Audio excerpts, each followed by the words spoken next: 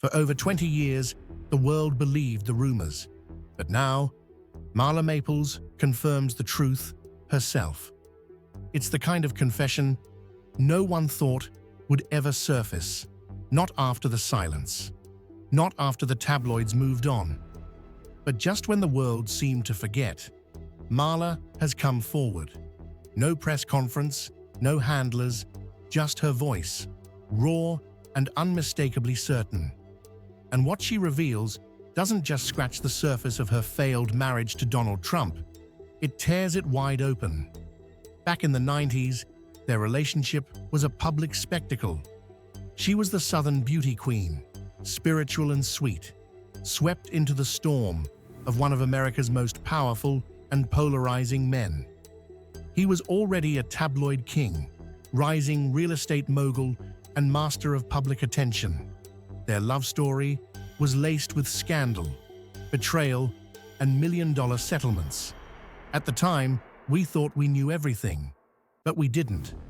What we saw, photos of Marla and Trump smiling at gala events, raising their daughter Tiffany, appearing on red carpets, was just the polished version. Behind the scenes, something darker was growing. Something she didn't speak about. Until now. It started with a whisper, a passing mention in an interview here, a subtle nod in a podcast there. Then came the moment. In a recent sit-down, Marla Maples didn't just allude, she confirmed the real reason the marriage ended. Not speculation, not gossip, her truth. And it's not the kind of truth wrapped neatly in PR language. It's the kind that hits, the kind that makes you go back and look at old headlines with fresh eyes, the kind that forces you to ask how much of what we saw was real and how much was controlled. There had always been rumors that she was pressured into signing the prenup, that the wedding wasn't really for love, that after Tiffany was born, everything changed. But now, for the first time, Marla has peeled back the layers. And it's not just about infidelity or incompatibility, it's about the cost of silence, the price of image, and what it takes to leave a man like Donald Trump. Still, even with the confirmation, one question lingers. Why now? Why did she wait this long to speak, after years of staying in the background, raising her daughter and letting the world fill in the blanks? Could it be something new that brought the truth to the surface?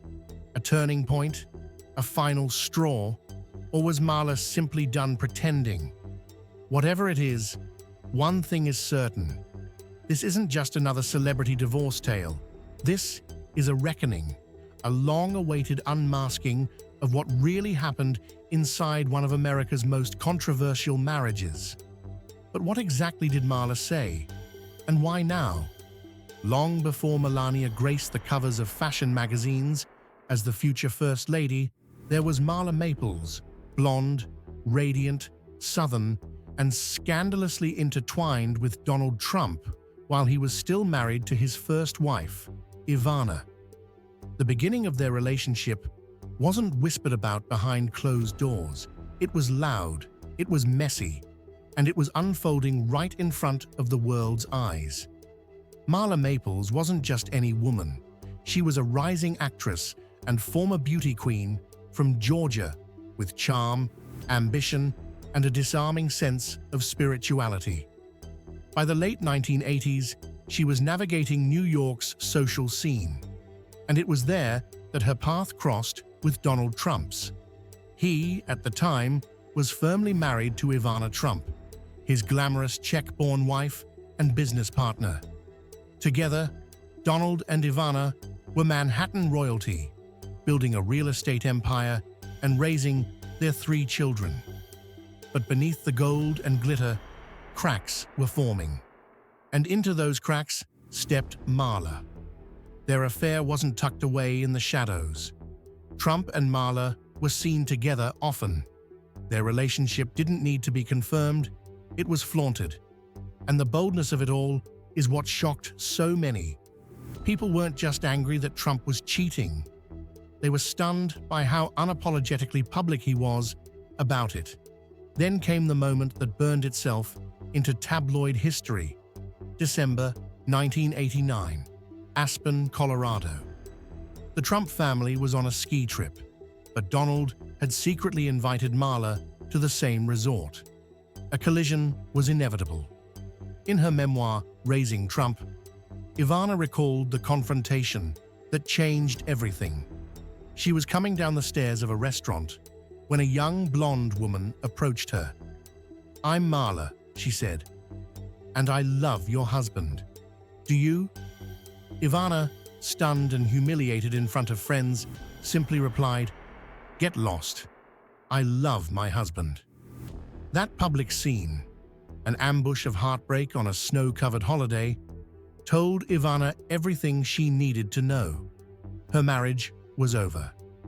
And just weeks later, in February 1990, Donald Trump filed for divorce.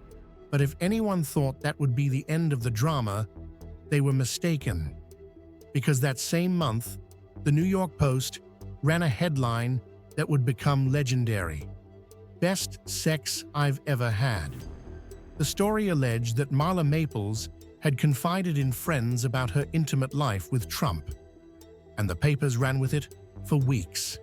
It wasn't just a footnote in gossip columns. It dominated the front pages of New York tabloids, outshining even world events like Nelson Mandela's release from prison and the collapse of major financial institutions. And it wasn't just the press. The social elite, business circles, and everyday Americans had something to say. Marla wasn't just the other woman. She was a headline, a scandal, a walking controversy. And Trump didn't seem to mind. If anything, the chaos added to his mystique. But while Marla was becoming a household name, the weight of the affair's beginning was quietly setting the tone for what would follow. Because a relationship built on public betrayal, media frenzy, and emotional ambush doesn't start on solid ground. It starts on fire. And fire, as we know, eventually consumes everything. Looking back now, it's almost obvious. The overexposure, the public confrontations, the explosive headlines. It wasn't romance, it was spectacle. And that spectacle would haunt their union long after the wedding bells. They hadn't even walked down the aisle yet, but the damage was already done. Their story had gone viral before going official. And while Marla might have believed love could rise out of the ashes of scandal, the reality was far harsher. Because what they'd started wasn't just controversial, it was cursed from the start. But the scandal was only beginning. Something even messier was coming. When Marla Maples married Donald Trump in December of 1993, it wasn't just a wedding. It was a spectacle. The venue, the legendary Plaza Hotel in New York City, which Trump happened to own at the time. The guest list? Over 1,000 of the most powerful names in media, business, and politics. The press lined the streets. Flashbulbs exploded like fireworks. For a moment, it looked like a fairy tale, but underneath the diamond-white elegance and tightly choreographed smiles, something far more transactional was unfolding. Marla had been with Trump for years before they tied the knot. By the time he proposed, their daughter, Tiffany, had already been born. The world assumed this was the moment when scandal turned into a second chance, a clean slate, a real commitment. But behind closed doors, the negotiations were still happening. Not about flowers, or music, or vows. About money. Before Marla walked down that aisle, she was handed a contract, a prenuptial agreement that would ultimately define the boundaries of their entire marriage. According to leaked details years later, the prenup stipulated that if the marriage ended within 5 years, Marla would receive just $1 million in cash and another $1 million to purchase a home. On paper, it might sound generous. But in contrast to the $25 million Ivana walked away with, plus a mansion, apartment, and yearly access to Mar-a-Lago, It was a whisper of what Trump had previously agreed to. There was also a clause regarding child support for Tiffany. Trump would continue to provide financial support until Tiffany turned 21. But if she ever entered the military, joined the Peace Corps, or took a full-time job, the payments would stop. It was meticulous, cold, and heavily one-sided. Marla later admitted she felt boxed in. Speaking to Vanity Fair, she revealed, "The prenup was the big battle all along. I only signed it because I thought we'd revisit it, but we never did." Her words say it all. This wasn't a marriage that began with unity. It began with compromise, not the kind that builds a foundation, but the kind that chips away at one. From day one, the message was clear. Marla would be part of Trump's life, but on his terms. She wasn't walking into a marriage. She was entering a contract. And for someone like Marla, raised in a modest spiritual home in Georgia, taught to believe in love, family, and faith, this was a gut punch. She had already spent years being criticized, scrutinized, and called a homewrecker. Now, even as the bride, she was being positioned as a liability, not a partner. It showed in how they lived. Marla later described feeling like a stranger in her own home. Trump was always working, always traveling, always surrounded by people who wanted a piece of his empire.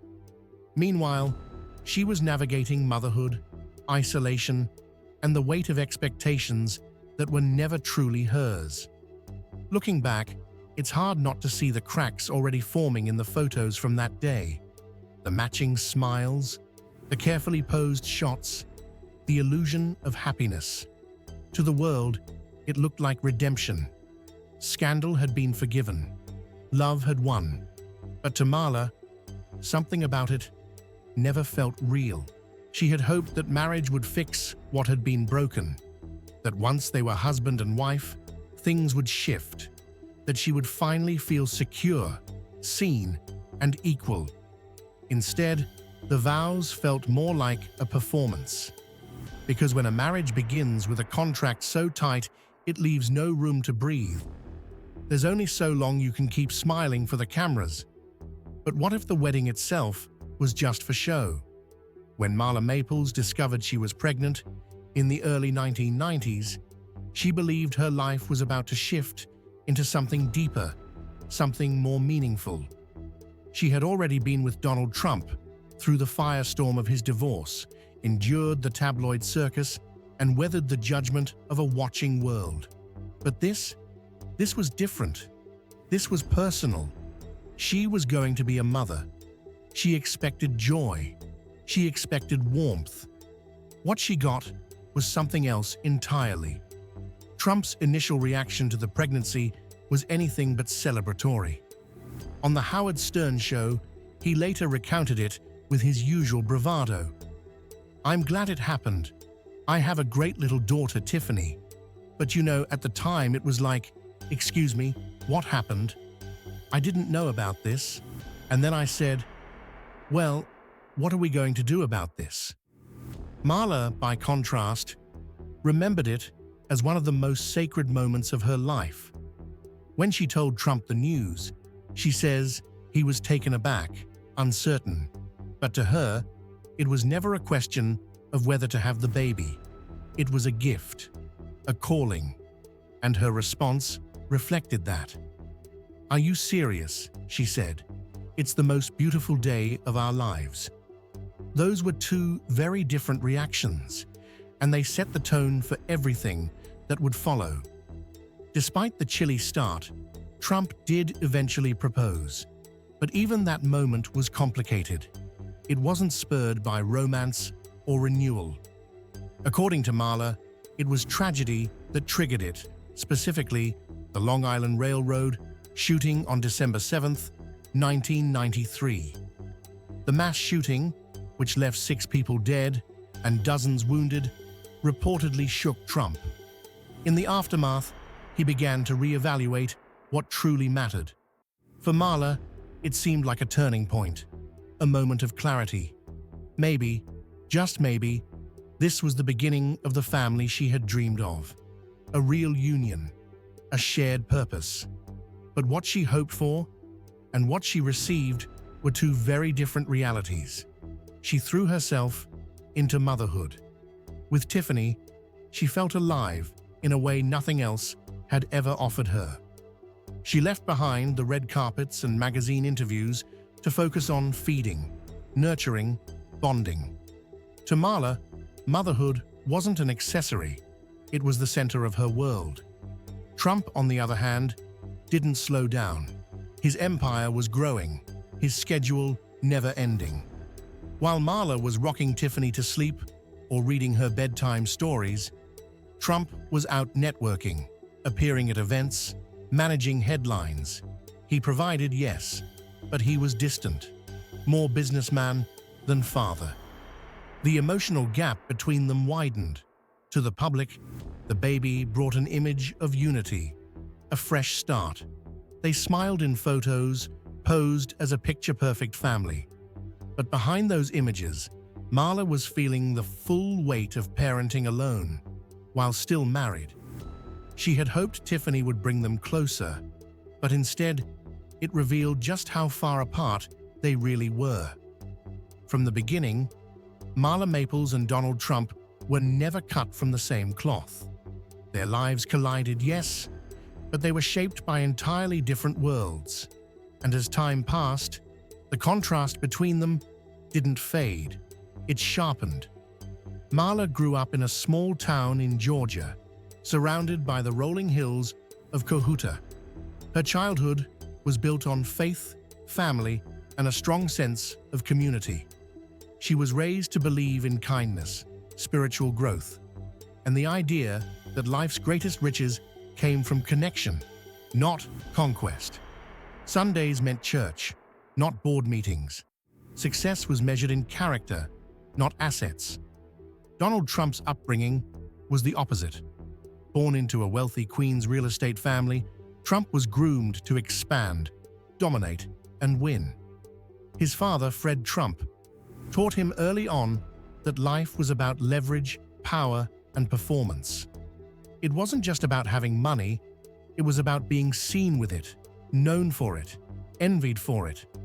These differences weren't just background details, they were the foundation on which their marriage stood. And over time, that foundation began to crumble. In interviews years later, Marla didn't mince words. "Donald and I came from two completely different worlds," she said. "I wanted a partner who could truly see me and support me emotionally. But Donald was often preoccupied with his empire, his image, and his ambitions. It became clear that we were living parallel lives, not a shared one." That sentence, "parallel lives," tells you everything. While Trump pursued deals, headlines, and high-rise towers, Marla was seeking peace, grounding, something more inward. She was drawn to meditation, spiritual retreats, wellness practices. She wasn't looking for the spotlight. She was searching for stillness. But she was married to a man who thrived on noise. She tried to bridge the gap. She softened her public image, tried to support him at events, smiled for cameras, even when the loneliness crept in. But behind the scenes, she was hurting. What she craved wasn't fame, it was intimacy. What she needed wasn't wealth, it was connection. There was no shared rhythm, no shared vision. She would wake up early to pray or journal. He would rush out to meetings. She wanted conversations about purpose. He wanted strategy sessions. In the beginning, love and attraction had covered those cracks. But once the wedding glitter faded, the silence between them grew louder. She missed home, not just the place, but the feeling, the grounding presence of her roots, her beliefs, her identity. And the more she leaned into who she was, the more she realized how far she had drifted from it all. Still, she stayed. For Tiffany, for hope, for the small voice inside that whispered maybe, just maybe, he would change. She believed love could soften edges, that with time, he would see her the way she longed to be seen. But Marla stayed, hoping she could fix it, until the night that changed everything. By the mid-1990s, Marla Maples and Donald Trump's marriage was already on shaky ground. Behind the carefully curated public appearances and photo ops, tension was rising. But nothing exposed the cracks more than the incident that unfolded quietly in the early morning hours of April 1996 on a beach at Mar-a-Lago. According to the Palm Beach police report, it was just after 4 a.m. when an officer on duty patrolling the beachfront area noticed movement near a lifeguard stand. The beach was supposed to be deserted, especially at that hour. But tucked beneath the wooden tower was a man, later identified as Spencer Wagner, one of Trump's personal bodyguards. At first, Wagner claimed he was alone, just getting some air. But moments later, a woman stepped out from the shadows. Her blonde hair gave her away before she even said a word. It was Marla Maples, Trump's wife. The officer noted in the report that Marla appeared startled but composed. When asked what she was doing on the beach at that hour, she said she had just stepped out for a walk. No laws were broken, no arrests were made. But the rumors had already begun to swirl. News outlets jumped on the story. The headlines didn't hesitate to suggest impropriety. A wife, a bodyguard, a private beach, 4 in the morning. It didn't take much for the scandal to go viral, long before that term even existed. Initially, both Marla and Wagner denied everything. They said it was a misunderstanding. Marla claimed she had needed to use the bathroom and happened to cross paths with Wagner by coincidence. Wagner backed her story, saying there was no romantic involvement whatsoever. But soon after, things took a strange turn. Wagner was fired. The Trump camp offered no public explanation, but insiders whispered that Donald had been furious, not just about the rumors, but about the embarrassment.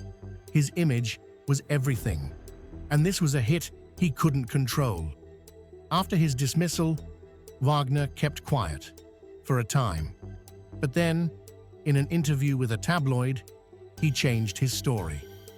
"Our passion boiled over," he said. "We made love on the beach." It was a complete reversal from his earlier statements, and it rocked whatever credibility Marla had tried to hold on to. The media devoured it. Talk shows, gossip columns, and late-night comedians all had a take. For Marla, it was humiliating. Whether true or not, the narrative had spun beyond her control. She was cast as unfaithful, Wagner as a fallen insider, and Trump the victim. But Wagner's story didn't end there. Out of work and hounded by scandal, he struggled to find employment. His ex-wife, Mary Miller, later told reporters that Spencer was emotionally destroyed by the fallout. She said he told her that Marla had pursued him, that she was out of control, and that he hadn't known how to handle it. He also claimed he regretted ever speaking to the press. He didn't want fame. He just wanted peace. He never found it. On January 1st, 2012, Spencer Wagner died of a substance overdose. Those close to him said he never fully recovered from the scandal, the shame, or the way his life spiraled after that one night on the beach. Marla, to this day, has never publicly addressed his death in detail, nor has she confirmed any romantic involvement. And Donald Trump? He never spoke publicly about Spencer's death, but insiders say he never forgave Marla. Trust was always fragile between Donald Trump and Marla Maples, more of a balancing act than a bond. And as the years wore on, the balance became impossible to maintain. From the beginning, they were under a microscope. The public hadn't forgotten how their relationship began, while Trump was still married to Ivana. That affair wasn't a rumor whispered in elite circles. It was splashed across front pages, dissected on talk shows, and endlessly replayed by a press hungry for the next scandal. So when Marla became Mrs. Trump, people didn't cheer. They watched, waiting for the next crack. And Trump didn't help matters. Even after their wedding, he never gave up the playboy persona. He thrived on attention, surrounded by beauty, wealth, and constant movement. Marla often found herself in the background, raising Tiffany quietly, while Trump remained the center of a world that revolved around him. The press was relentless. Every time he was seen with another woman, speculation flared. Every time Marla appeared alone at an event, questions were asked. Were they fighting? Was he cheating?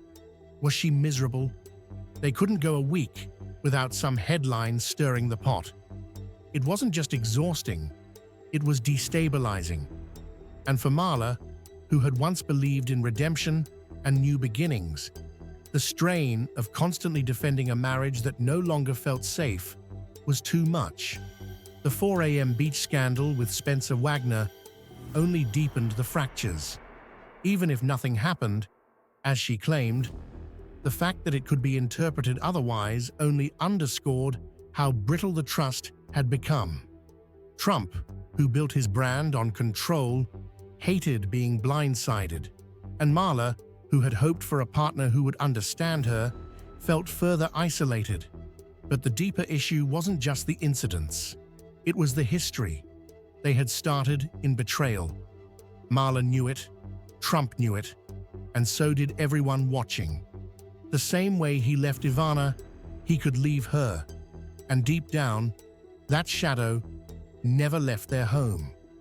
The foundation they built their marriage on had always been cracked, and no matter how many times they tried to patch it, the damage showed through.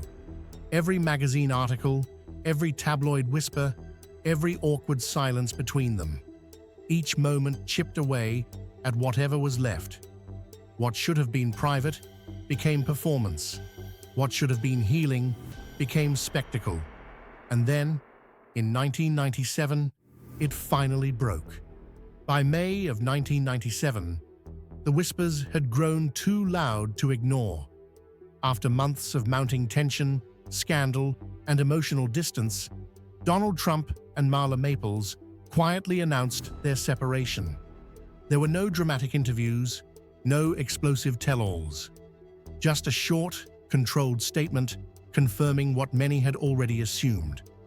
The marriage was over.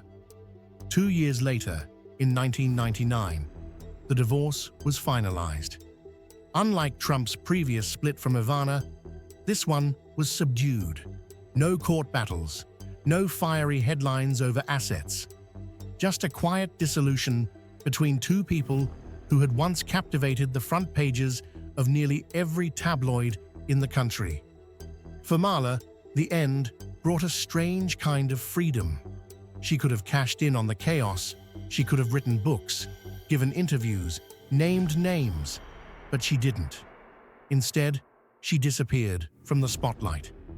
She turned her focus inward, onto her daughter, Tiffany, and onto her own healing. While Trump dove deeper into business and branding, Marla moved in the opposite direction. She stepped away from the noise and towards something simpler, quieter, more spiritual. She raised Tiffany largely on her own, guiding her through childhood with a steady hand and a protective heart. Her faith became her compass. She immersed herself in wellness, meditation, and the kind of personal growth that can't be measured in headlines or applause. And for more than 2 decades, she said almost nothing. She avoided the gossip. She dodged the questions. And while the world continued to speculate about what went wrong, Marla kept her story close. Perhaps it was dignity, perhaps it was pain, or maybe it was the instinct of a woman who had already given too much of herself to public judgment. But time has a way of stirring old truths, and silence doesn't last forever. Because recently, after years of stepping back, rebuilding and reflecting, Marla Maples finally spoke up. Not with bitterness, not for revenge, but with clarity. She's no longer the blonde in the tabloids. She's not the scandal. She's not the footnote. She's a woman who survived it. And now, she's telling the world the real reason why she walked away. For years, the world had only guesses. The tabloids called it infidelity. The whispers said jealousy. Others pointed fingers at fame, money, ego. But in 2025, more than 2 decades after the divorce, Marla Maples finally broke her silence. And what she revealed wasn't just surprising, it was deeply human. In a series of candid interviews published throughout late 2024 and early 2025, including features in The List, People, and a striking podcast appearance, Marla confirmed what many had long suspected. It wasn't one explosive moment that ended her marriage to Donald Trump. It was everything else. It was the emotional abandonment, the silence in the home they were supposed to share, the growing awareness that she was not seen, not heard, not held in the way a partner should be. "I came with Georgia values and a strong sense of spiritual growth," she said. "But I entered a world where image was everything. I thought love could bridge that gap. But over time, I felt like I was fading inside someone else's life." Marla described how early in their relationship, she had convinced herself she could adapt, that her calm, faith-based roots could somehow survive in the whirlwind of Trump's high-powered world. But as the years passed, she felt more and more like a supporting character in a show she hadn't agreed to star in. The marriage, she said, wasn't built on mutual trust or understanding. It was shaped by fear, control, and surface-level connection. The prenup, the public appearances, the performance of being Mrs. Trump, it all began to feel like a role she was forced to play. And behind closed doors, she was slowly disappearing. She opened up about feeling coerced, not in the dramatic, scandalous sense the tabloids often exploit, but in subtle, persistent ways. Pressure to fit into a mold. Pressure to stay quiet. Pressure to pretend. "The world thought I had it all," she said, "but I was more alone than I had ever been. I lost my voice trying to keep the peace. And at some point, I realized I wasn't just unhappy, I was spiritually unwell." Marla's confession wasn't bitter. It wasn't angry. If anything, it was graceful. She didn't speak to blame. She spoke to heal. She spoke because for the first time in years, she could. She recalled how even her identity, her connection to God, her desire for simplicity and stillness was something she had to fight to preserve. In Trump's world, stillness didn't exist. Everything was motion, momentum, media. There was no space for spiritual depth, no room for sacred pause. She had tried to change him. She hoped their daughter might bring softness, presence, a new perspective. But Trump remained Trump, driven, transactional, towering. And she, in turn, became smaller. In the end, it wasn't a scandal that pushed her out the door. It wasn't one fight, or one article, or one betrayal. It was clarity. "I realized I was trying to fix something that wasn't mine to fix," she said. "I kept hoping the man I saw glimpses of, the vulnerable one, would show up and stay. But I was chasing a version of him that didn't exist long enough to hold." So she stopped running. She stopped waiting. She chose to leave. She chose to rebuild her life, not in headlines, but in quiet places, through faith, through motherhood, through healing. And in doing so, she gave herself the one thing she had always longed for: peace. She no longer wanted to fix him. She needed to save herself. After the dust settled from her divorce with Donald Trump, Marla Maples did what very few people in her position ever managed to do. She disappeared, but not out of shame, out of purpose. In the years following the end of her marriage, Marla stepped out of the chaos and into clarity. No more red carpets, no more press briefings, no more being attached to someone else's spotlight. She traded Manhattan penthouses for meditation retreats, camera flashes for spiritual stillness, and public applause for personal healing. Marla didn't just reinvent herself, she reclaimed herself. She became a leading voice in wellness and spiritual development. Drawing on her Southern roots and deep personal faith, she began speaking publicly about emotional healing, divine purpose, and living with intention. She appeared at health conferences, led retreats, and eventually helped co-found the Global Wellness Forum, an initiative focused on holistic living, spiritual health, and personal transformation. No longer known as the former Mrs. Trump, she was now a wellness advocate, speaker, and mentor. Her social media was filled with quotes about inner peace, videos of yoga on mountaintops, and reflections on God, truth, and light. She had traded luxury for peace, and somehow it suited her better than anyone expected. And just when it seemed she had completed that quiet transformation, another role emerged: grandmother. On May 15, 2025, her daughter, Tiffany Trump, gave birth to a baby boy, Alexander Trump Boulos, with her husband, Michael Boulos. For Marla, this wasn't just a milestone, it was a full-circle moment. She had once cradled Tiffany in her arms during the most fragile period of her life. Now, she was holding her grandson, watching the next generation begin, with all the love, freedom, and clarity she had fought so hard to gain. Friends close to her said the joy on her face when Alexander was born was unlike anything they'd ever seen. Marla was glowing, one attendee at the private hospital celebration said. You could see how much this meant to her, not just because she loves her daughter, but because it felt like redemption. The baby shower had been hosted a month prior in Miami, and it was, unexpectedly, a moment of healing. While Melania Trump was noticeably absent, Ivanka Trump was present, and for the first time in years, Marla and Ivanka were seen together, smiling, sharing quiet moments in the background. It wasn't forced, it wasn't performative, it was two women, shaped by a complicated history, finding some kind of middle ground. There were no press statements, no leaks to the tabloids, just peace.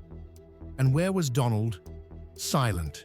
He made no public comments about Marla's interviews, no tweets, no press releases, no rebuttals, not even a formal acknowledgement of the stories she had finally told.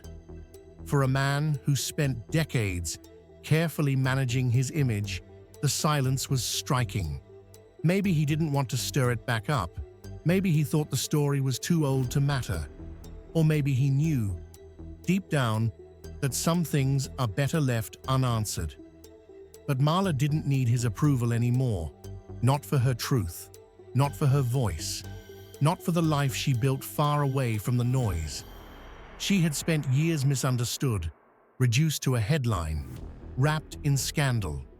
Now she was simply who she had always hoped to be, a woman grounded in truth, committed to her purpose, and unafraid to speak from the place of experience, not bitterness. She didn't return to settle a score. She came back to speak what had never been said, and in doing so, she closed the door with grace. For years, they said she walked away from Trump, but now we know she walked toward herself.